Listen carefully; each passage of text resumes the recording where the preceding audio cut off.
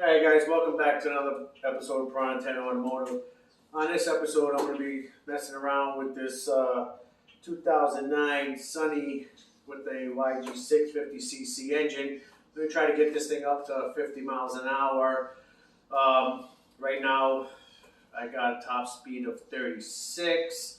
I don't have the average speed here. I left the clock running and walked away.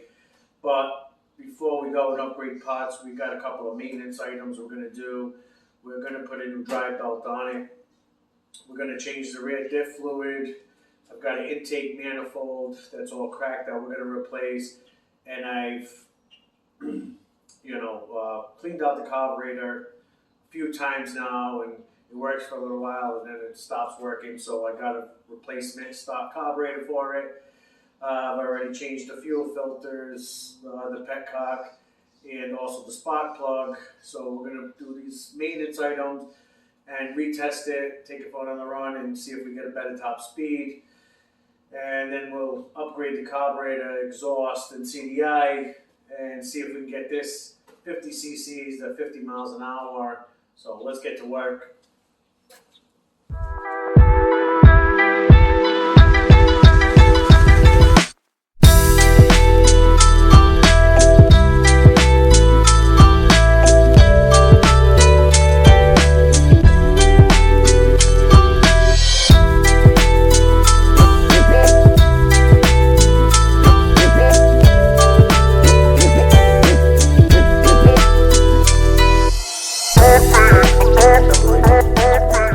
So here we go. We got a little mini tune-up kit here. We've got our new intake manifold here. Some new fuel vacuum lines that we're going to be running. We're going to be deleting the evap system on this. We have a spacer. I am not going to need it for this intake manifold, but we will save this. We might need it in the future. Got the brand new carburetor here. New drive belt. New valve cover gasket. We're going to be taking off the valve cover and adjusting the valves, making sure they're in spec. And of course, some rear gear fluid. I've already changed oil on this in the beginning of the season, so it doesn't need that. And this is a pretty neat idea, putting this gear oil in the bag. This is excellent. I've never seen it before. It's a great idea. So let's turn around here. Let's get over here and get this bucket out. So we've got 4 10mm bolts here. 1, 2, 3, 4. They'll pop out and we'll get under to see the carburetor. Alright, with the seat bucket out of the way, you can look down and we can see that there's the carburetor, the original carburetor here. Here's all the evap lines, vent valves, canisters, and all this good stuff is gonna be getting out of here. We don't need none of this. We'll keep the one-way valve. We'll just route it for the fuel vents to vent the fuel vapors. We'll route it into the air box directly. And so let's get these 2 10mm off here. Let's disconnect the air box. Disconnect the throttle cable, unplug the choke, and get this thing in our hand. Alright guys, sorry about the background noise. Landscapers are here doing some weed whacking, but as you can see, we got the carburetor out. Got it on the bench here. And if you notice, we've got a lot of cracks, so possible air leaks coming in from all these areas here. So we're going to change that again. I've rebuilt this carburetor so many times. I mean, not rebuilt, cleaned out really. I'm just going to replace it. And since I got fuel lines and all sorts of other stuff to do here, I am going to take off all these covers.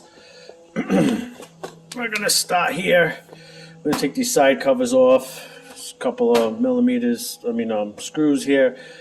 A couple of 12s here for the brake, for the bracket in the back. Same thing on the other side. 12s here, some screws here. We'll take this whole panel off and we'll expose the whole engine bay just to make it easier to reroute the lines, because again, I'm eliminating all this stuff here and down here. So let's get this engine cover off and let's get going. So we got all the engine covers off and we've got everything wide open here. So the vent here for the tank, I am going to leave the one-way valve and I'm just going to route it directly to the air box. All this evap stuff is going to come out of here. This is going to come out of here. Then we've got our valve cover we got to get off. But this breather I am going to keep for the exhaust. I'm actually going to run this hose down here with a filter on it. And I'm going to keep it hanging up here somewhere, and I'll add a filter to this. I'll probably put a new hose. But I'm going to keep it to keep any unburnt fuel burning in the exhaust to try to keep it as clean as possible. And then my crankcase ventilation I'm going to run directly to the air box also. We'll run that straight to the air box there. And, you know, make it look all nice and tidy. I'll put new fuel lines coming from the petcock. Here's our vacuum. Here's our fuel. You can see I already put a new fuel filter. So let me get these lines ran in here. I'm going to drain this, get the gas out, make sure I didn't forget anything. So let me run these lines here and we'll take a look back at what it looks like after I'm done. Alright, so we got the gasket out of there. What I did, because it was really stuck there, was I put some penetrating oil on it and let it soak for a few minutes while I started running some lines. I already got a vacuum line from the petcock coming down to our intake, and then once it got more pliable, I was able to scrape it off, then use some brake cleaner to clean up the edges. Now we got to take our little rag out, make sure nothing fell down into the intake, and we'll continue going. So what I did is I took out the floor pan battery tray and just hung it off to the side just to make it a little easier to get to this fresh air tube that's running into the exhaust. I got to get these bolts down here and then these here to pull this breather off, and then I can get to the valve cover. So let's take this apart. Let's get to that valve cover and let's check the clearances of the valves before.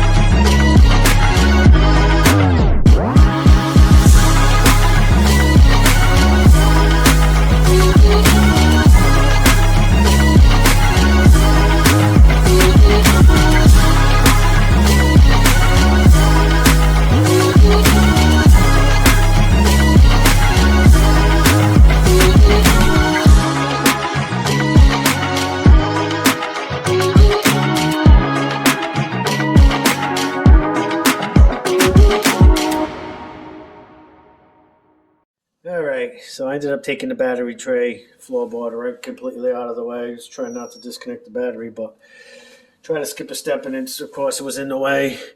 So now we need to get us to top dead center so we have no pressure on these valves. This is where the kickstart's going to come into play. So let's get these, see if we can get these two lines lined up here. It's going to be tough to do here. Let's see. Oh, I think we went too far. And one more time around.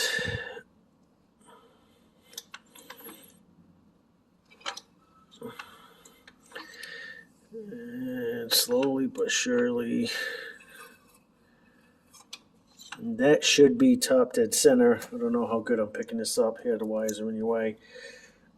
But you can see here, we got this hole on the camshaft and this hole on the camshaft. And that'll give us top dead center.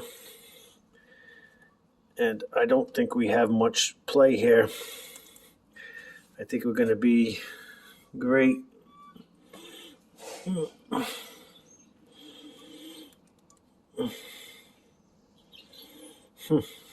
I mean, that doesn't feel like a lot of play, but let's get the feeler gauge in there and see what's going on.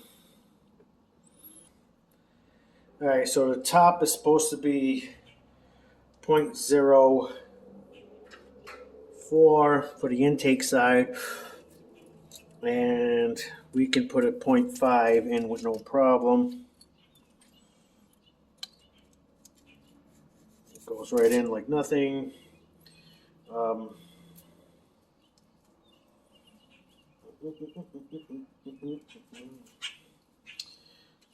0.6.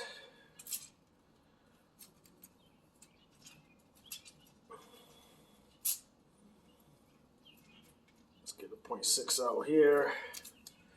And a 0.6 goes in with no problem. I mean, this gap is just entirely too big. On the exhaust side, it should be a 0.5. So since we got 0.6 in the hand, let's start with that. And you can't even get a 0.6 in there. I've got the 0.4 here. Let's try 0.4.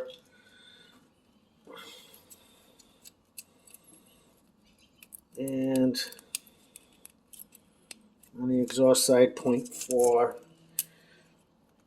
Cannot fit in here. So this is entirely too tight on the exhaust side with this gauge. So we're going to have to bring this up and bring this one down. So let's get that done and recheck it. We'll take off our lock nut here on the top and then turn this one to adjust and then lock it back into place once we get our clearance. Alright, so it's going to be easier to show you on the top one. I've got my 0.4 in there. Now it's a 9mm that holds this. I did not have a socket short enough. So what I went with an inverted 5 torque bit that seems to fit on there. So now what I'll do is I'll stick my 4 in here.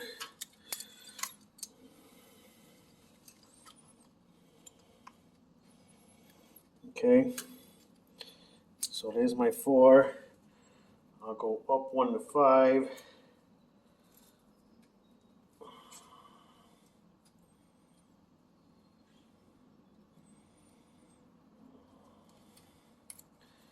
And make sure my 5 doesn't fit. If it does, I'll bring this down a little bit more. Alright, so my 5 fits. Get our 4 back out here. Oh, that's 0.2. Son of a bitch.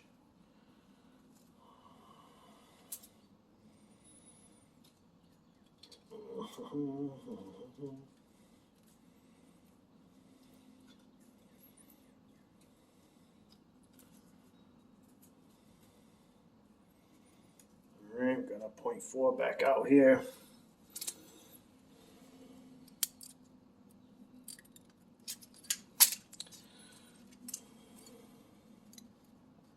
Okay.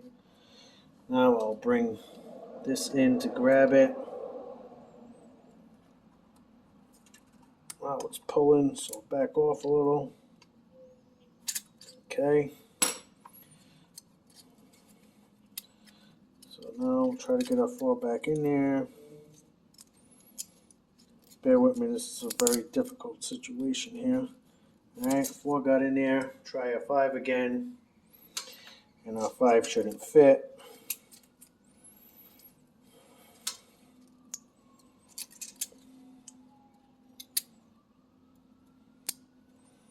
And our 5 still goes, so we need to get a little bit tighter on this 4. We'll get our 4 back in here.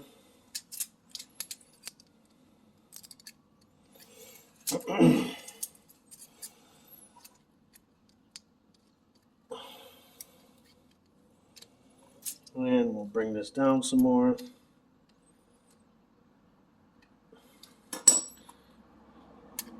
Okay, it's pulling on my 4. I can't get it out. Come back a little bit. Now my 4 comes out.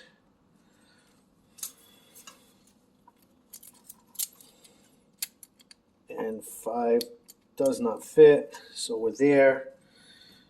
Now I will hold the top in position. And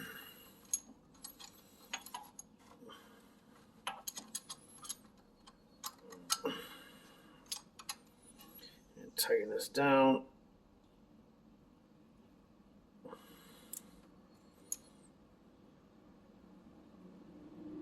Okay, now we'll check again. Get our 4 back out.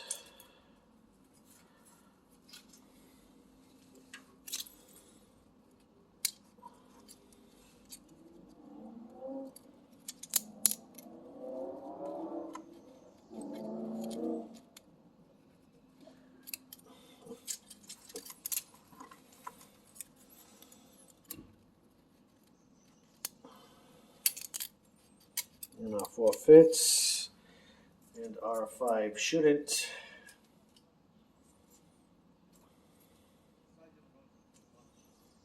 Get our 5 back out, and our 5 cannot get in here. So we are good. We'll do the same thing on the exhaust side. And since I'll be working underneath, I'm going to need to get on that side, guys, so we'll check it out at the end. I got you guys back over here. So 0.05 millimeters, I don't know, I think I've been saying 0.5, but it's actually 0.05 and 0.04. I'll make a note of that in the on the video. So 0.05 millimeters fits, and 0.06 does not. That was a little bit difficult. I don't know if it was for the angle or what, but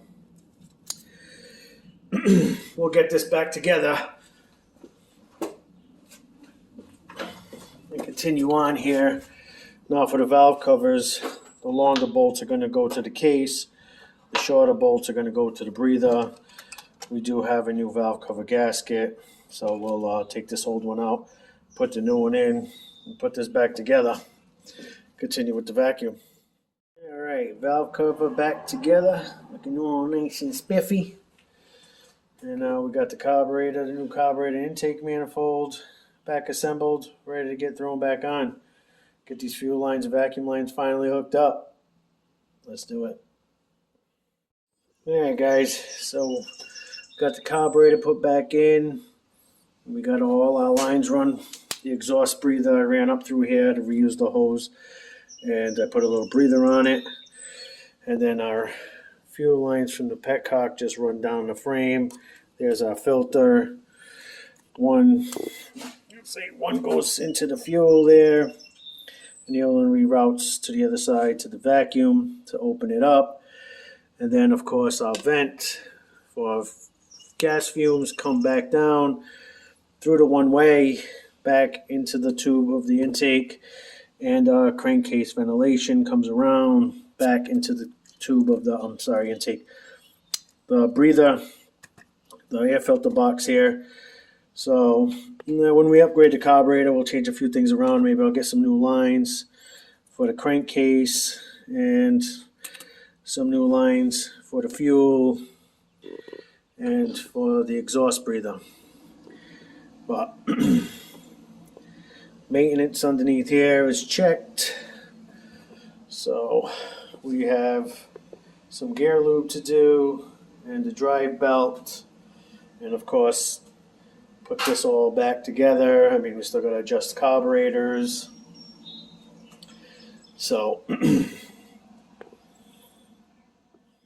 guys, I'm going to cut this out here. We'll make a part 2 of this. We'll do the gear loop and the drive belt, put it back together and adjust the carburetor. Let me know what you think in the comments. You think I'm going to hit 50 miles an hour with this thing, or am I just wasting my time? Don't forget to follow Piranha 10 over on Facebook. If you like what I do, give me a thumbs up. If you don't, give me a thumbs down. And don't forget to subscribe. Follow along on this project and any other project in the shop. And with that being said, we'll catch you on the next one. Peace.